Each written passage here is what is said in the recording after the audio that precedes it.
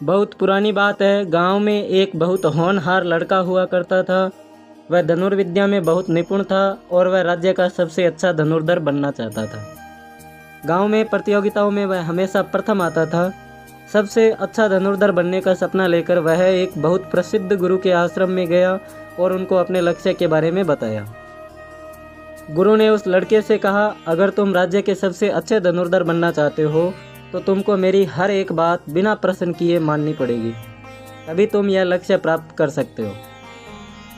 उस लड़के ने गुरु की बात मान ली और आश्रम में रहने लगा। पहले दिन गुरु ने धनुर्विद्या की परीक्षा ली और उसके बाद उसको आश्रम के सामान्य काम दे दिए।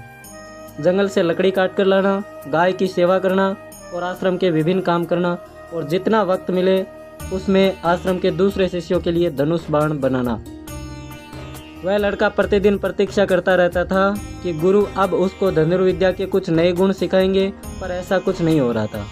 उसको रोजमर्रा के कार्य दिए जा रहे थे और उसमें से भी वह कार्य दिए जाते जो सबसे अधिक कठिन होते।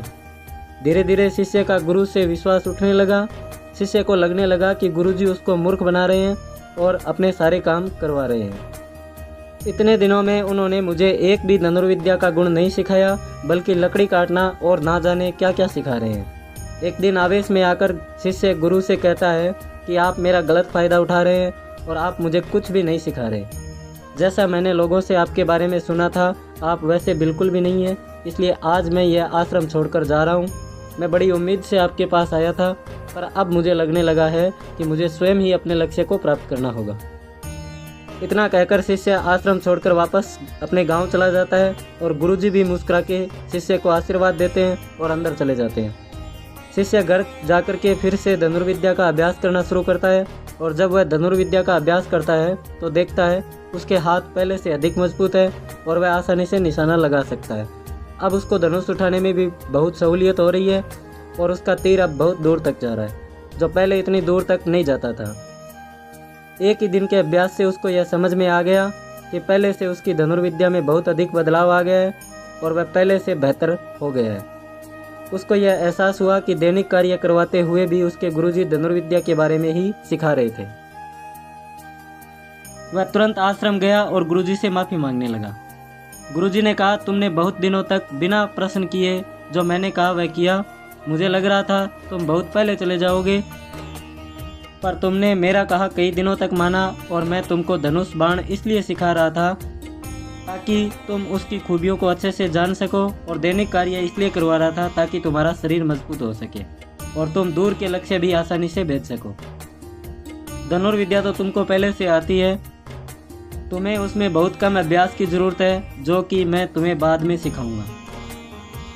उससे पहले तुम में जो भी कमियां हैं उनको दूर करना होगा, इसलिए मैं तुमको एक मौका और दूंगा और इस बार अगर तुम्हारा विश्वास टूटा तो फिर दोबारा मैं तुम्हें शिक्षा नहीं दूंगा।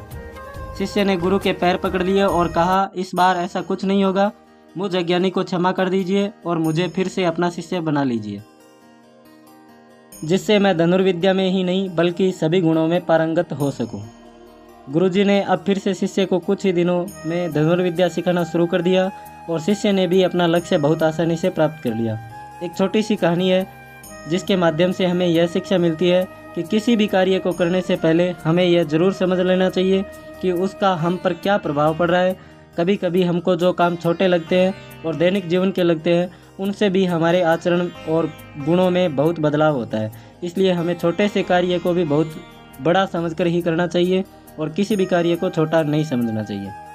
और दूसरी शिक्षा हमें यह मिलती है कि हमें अपने गुरु पर हर समय भरोसा रखना चाहिए, क्योंकि गुरु हमेशा अपने भले के लिए ही सोचते हैं। वह कभी हमारे बारे में बुरा नहीं सोच सकते और गुरु जो भी शिक्षा दे रहे हैं वह शिक्षा हमें ग्रहण कर लेनी चाहिए। और तीसरी शिक्षा हमें यह भी मिलती है कि हमें कभी भी आवेश में आकर किसी का अपमान नहीं करना चाहिए।